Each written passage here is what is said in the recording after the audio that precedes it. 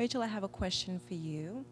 Rachel, as we stated earlier, is an amazing photographer in addition to being a brilliant poet. And Rachel contributed a photo essay to Kwei Li, and the themed issue was on silences. In your photo essay, you stated that you write about memory and invisibility and being vigilant about the art of looking itself. Can you expand on the need to be vigilant as you work to close the distance as a poet, as a photographer, as an educator? Sure. I think when I think about our contemporary culture and the way that photography has a very kind of almost dominant role and can kind of eclipse language, I don't see silence as the exact bilateral opposite of language, of speaking.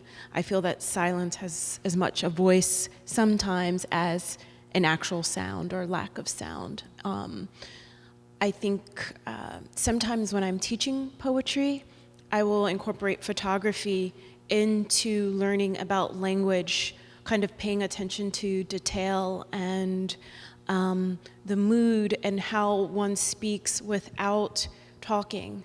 So all of you in this room have seen some kind of image, right?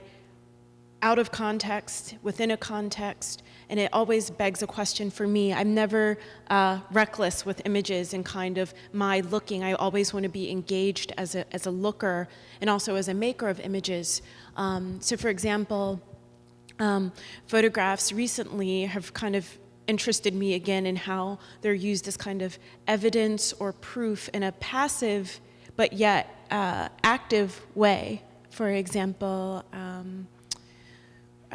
the politician recently with the photographs online, or if you think about Osama bin Laden and some people in the country demanding proof that he had been murdered, wanting the body, not literally, but in a way literally by the image of it, right? That this means that this has happened in memory. So I think photography is interesting in that way, is that many people believe that if there's a photograph, it's true, but as a photographer, I'm always interested in how that's really not the case, that many things can be true and many things cannot be true with an image. And so I think with photography too, if you think about visibility and invisibility, the way that many of us have family albums, or if we have one picture of our mother that survived. I saw a photograph during the time of Hurricane Katrina where a woman, she didn't care that her whole house had been leveled. There was a photograph of her mother that was all she cared about because that was all she had left of her mother. So, thinking of how family albums and the past, the present, the future is constructed, how the language of photography in a certain way is an aggressive one, which I, as a poet, am reluctant to use. It's always, I'm going to take your picture, I'm going to shoot you. It's violence in a certain way, and yet it's passive, the actual physical image. And so I think lately with media, when you go online and photo essays and photos, and sometimes seeing a photo out of context, right, kind of dropped in front of you without any explanation or caption or history, and how that can affect your memory, or how you now will go and explain what happened, and how even children are given, books with images or illustrations, and narrative is constructed through this is you when you were 3, and this is you when you were 5, and this is you when you were 7, right? And trying to connect photography in a linear way that more and more is just not, it's such a different medium in a way. Before, in the past, where you used film. So I think using film is very different than using digital media. The agency, how photographs were previously distributed, say Life magazine, everyone turned to that. People didn't have devices, electronic devices where they could post pictures online or, shoot small films. There was kind of a more centralized way of, having access to photographs. But now there is a centralized space. It's the internet. But I don't know. It's kind of like it's wonderful. It's chaos. It's a wasteland. It's a oasis, and kind of being smart with your eye when you're looking at different things, I think is important as much as it is as being a poet. Can you train your eye? I know that you have a camera eye, and it was probably a gift. Do you consider that you were gifted with this vision, this sight? Or can you train your eye to capture some of the images that you've captured with not only Kweli's photo essay, but on the website that you created, you have images from Cave Canem. Rachel Eliza is also the Cave Canem photographer, yes, the designated photographer. And the images that you have captured of the African American poets are stunning. They are stunning. Thank you. So can you speak a little bit about whether or not you can be taught, your eye can be taught? I don't think anyone taught it to me. There are certain things I feel like also in the way that I make poems that are just mine, and that each person has his or her voice, whether it's a visual voice or through language or through music, and that you give it to a larger circle. So I'm also a painter.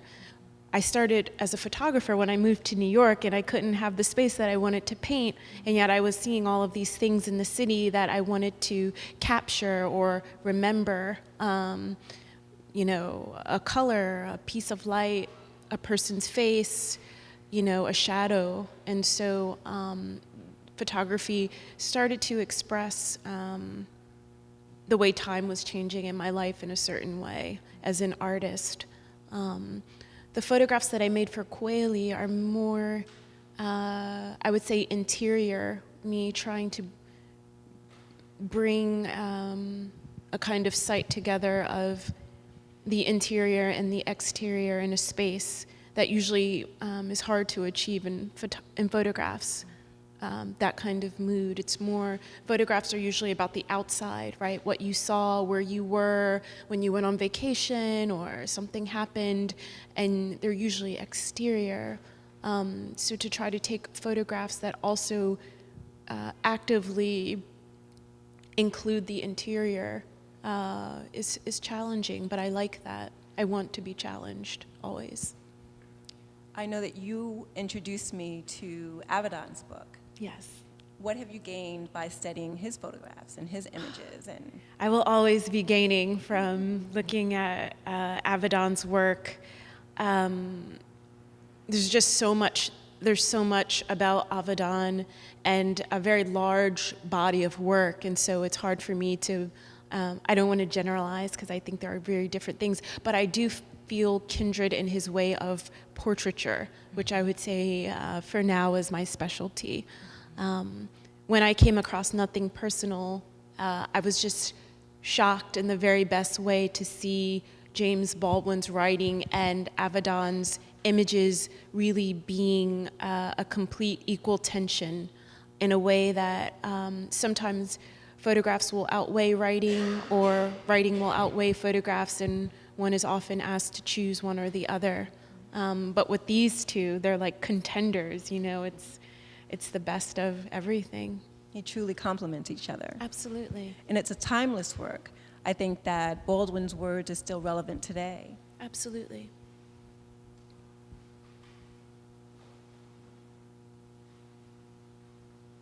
Baldwin also touches on the romanticized past in his essay and the myth of history.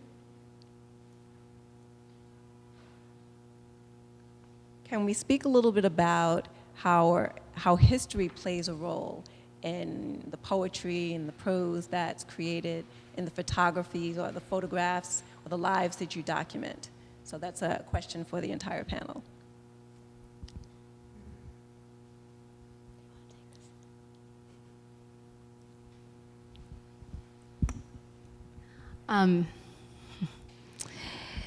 There's a Latin historian that I love. His name is Eduardo Galeano, and he wrote Memory of Fire, Open Veins of Latin America.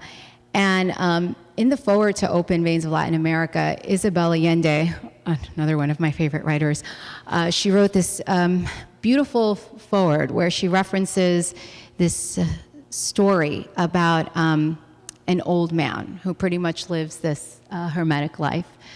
And it was rumored that this man had this great treasure buried in the cellar of his house. So a band of thieves gets wind of the rumor. They break into the man's cellar and they make off with his treasure. And when they open the chest, they don't find gold, they don't find jewels, but what they find are hundreds of love letters. Dusty old love letters that span 4 decades. And the men decide to go and burn the letters. But before they actually light the match, they stop and say, you know, let's give them back to the old man. Let's return them. So they mail the letters back to him one by one, week by week, so that every Monday the old man is waiting with bated breath for his love letters.